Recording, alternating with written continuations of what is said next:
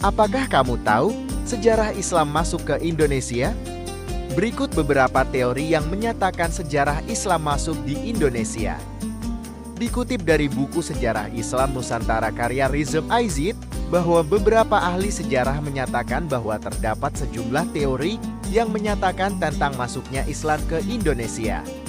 Pertama, teori Gujarat. Teori ini dikembangkan oleh Snow Gurgrons mengusulkan bahwa Islam masuk ke Indonesia melalui hubungan perdagangan dengan Gujarat, India. Pedagang Muslim Gujarat berperan dalam membawa ajaran Islam dan memperkenalkannya kepada masyarakat Indonesia.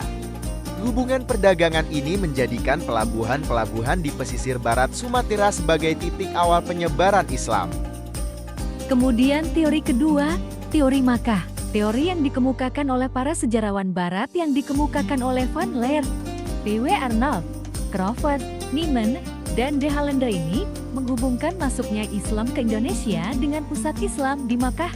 Melalui para jemaah haji dan peziarah, ajaran Islam dapat tersebar ke berbagai wilayah, termasuk Indonesia. Orang-orang yang kembali dari perjalanan religius ini membawa ajaran Islam bersama mereka. Teori berikutnya adalah teori Persia. Teori yang dibangun oleh P.A. Hussein Jajadiningrat ini fokus pada peran Persia dalam membawa Islam ke Indonesia. Pedagang Persia yang berlayar melintasi jalur perdagangan maritim membawa tidak hanya barang dagangan, tetapi juga ajaran Islam.